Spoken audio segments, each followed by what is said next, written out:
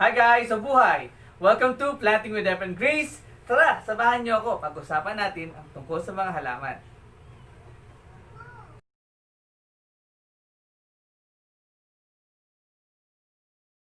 Hi guys! Mabuhay! Welcome back to Planting with F and Grace. This is Ephraim, your hardinerong kapitbahay. Magandang araw mga kapuso, kapatid, kapamilya at mga kapitbahay. National Aeronautics and Space Administration or NASA reported 29 best air purifying plants. And I believe that these plants are very important to keep it in our house. And one of those plants is called Asplenium Nidus. Ayan, this is Asplenium Nidus. You might be asking, ano to? So this is actually a fern plant. So it is also known as the Crispy Wave Fern or tinatawag din siyang bird's nest fern. Okay? So the Crispy Wave Fern is a cultivar of the popular houseplant species of Asplenium Nidus and a beautifully bright green fern with characteristically sword-shaped ruffled leaves give it the common name Crispy Waves. Okay? Crispy Waves. Or it is also goes by the name bird's nest fern. Okay? For the way the leaves radiate outwards, leaving a leafy basin in the center. So as you can see now, ito yung kanyang leafy basin sa center niya. Okay? So despite the fact that Asplenium Nidus can grow fairly large, it's actually an effective epiphyte. Okay? So sa Tagalog, tinatawag tong pakpaklawin. But as you can see, this particular plant that I'm holding right now is a type of a juvenile pakpaklawin, kumbaga. So it is native to Southeast Asia countries like here in the Philippines. And you'll often find it naturally growing in the forked branches of trees. And the one fun fact about this crispy wave plants was it is rated highly by NASA for its air purifying qualities, making this particular plant as a very useful terrarium plant indeed. Okay? So, how are we going to take care of this particular fern plant? Okay? But before anything else, let me show you the repotting process. Okay? So, let's talk about the things that we're going to do. So, we're going to put this one in a particular smaller pots since na siya ay maliit pa lamang. And believe me or not, this particular crispy wave plant or crispy wave fern is a very slow grower, kumbaga. So, pero in a natural manner, yung pinakamalaki nito, it means to say na pag malaki na yung kanyang pinaka leaves, siya ay matanda na or medyo matagal siya or kasi matanda na matagal na siyang nabubuhay, kumbaga. But as you can see, this one medyo maliit pa lang siya, so ibig sabihin it is quite new.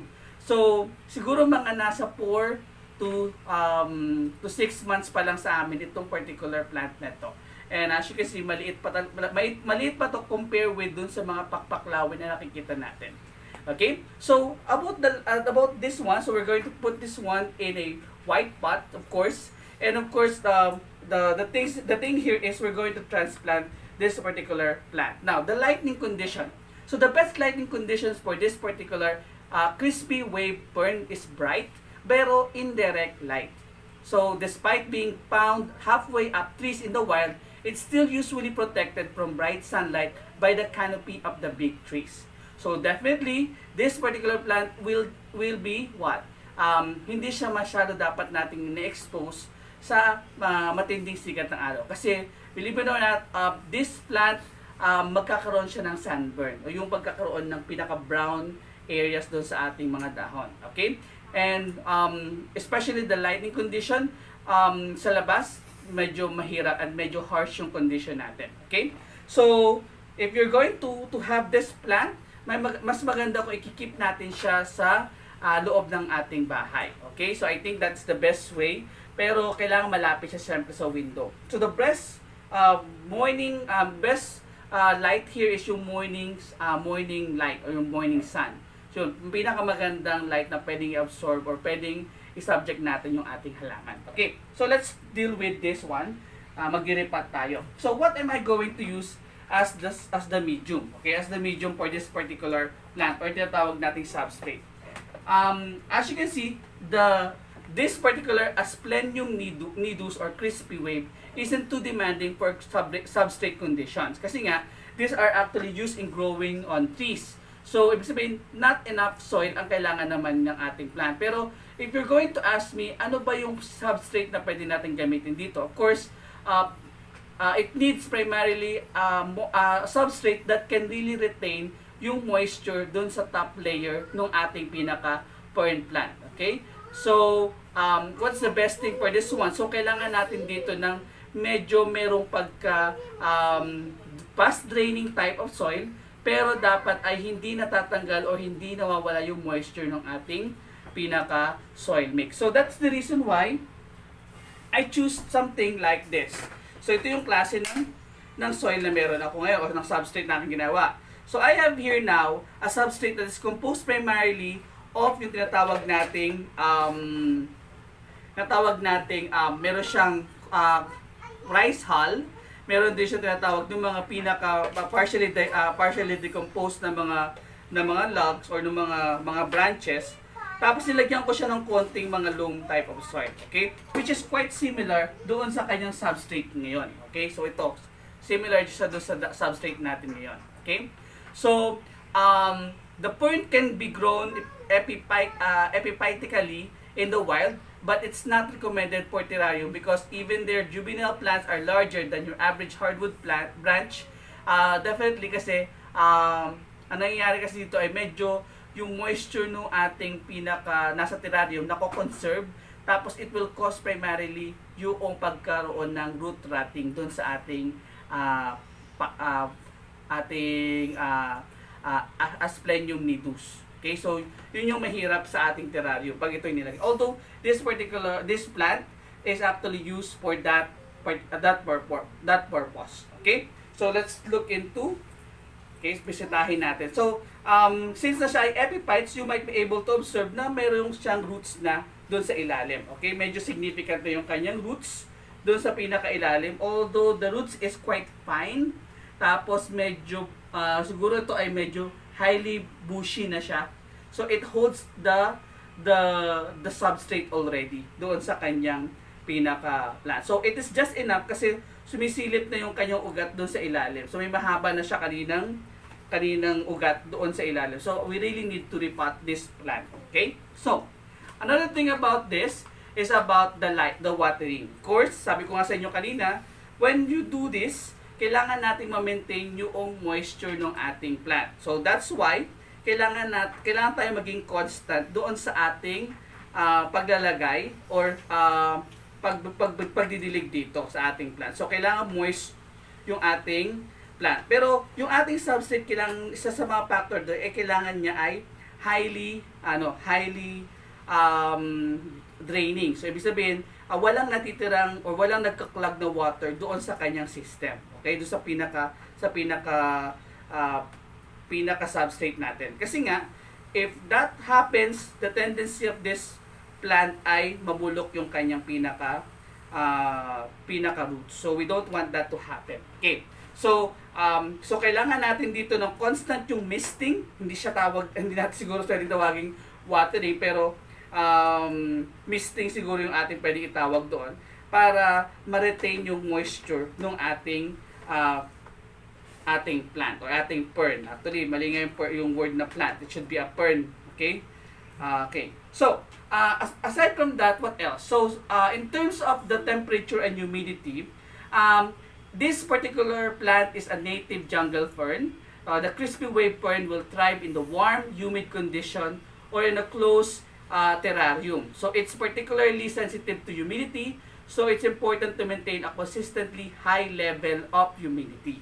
So, yun yung kailangan naman natin dito. So, we could increase the humidity for this plant by putting now a basin na meron tayo doong mga pebbles. Tapos, sa pebbles yun, lalagyan natin ng water para mag-increase yung surrounding humidity ng ating fern plant. Okay, so pwede natin gawin yun. Okay.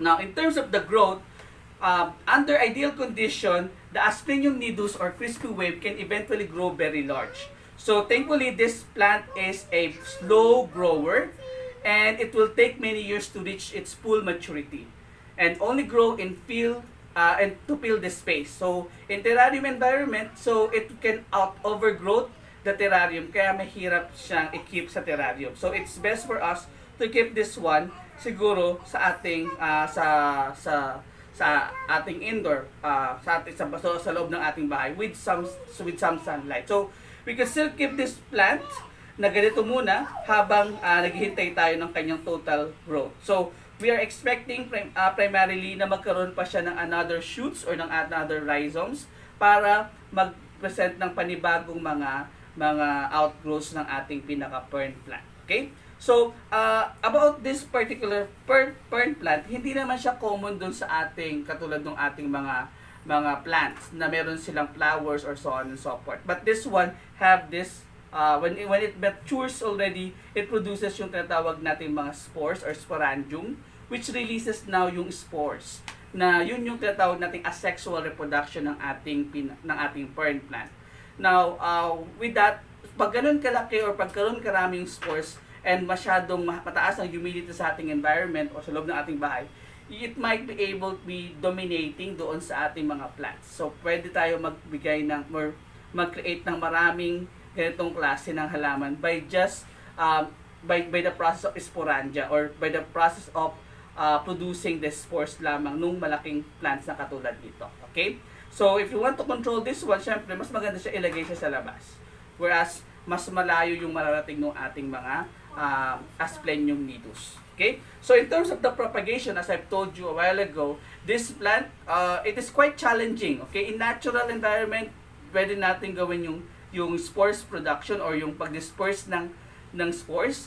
Pero, unlike most of terrarium ferns, on the list, Asplenium Nidus cannot be divided. So yun yung problema natin sa ating Asplenium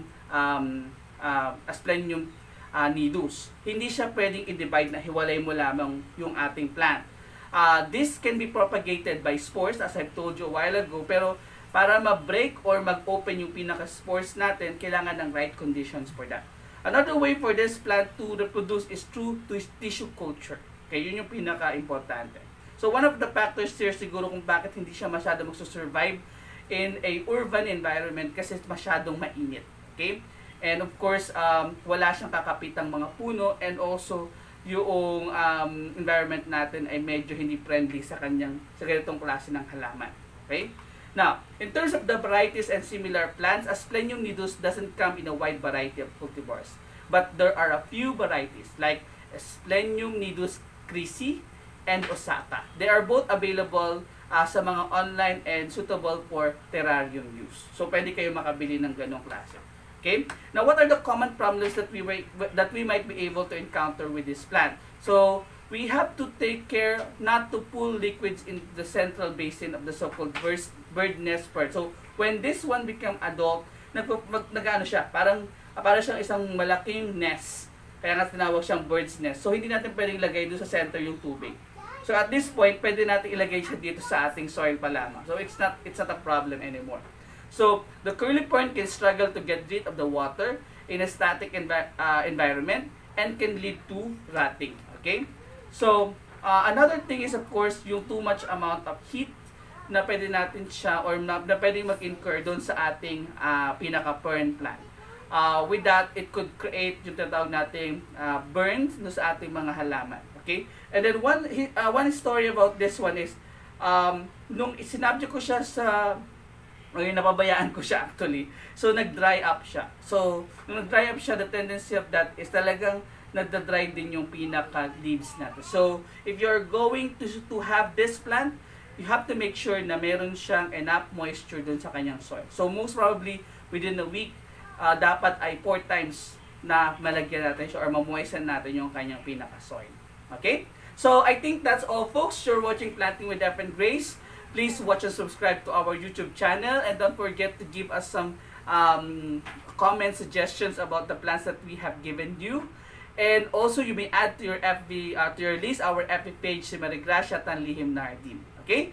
So, thank you very much for continuously watching us, and see you again next time for another fruitful discussion of another plant. Thank you and goodbye.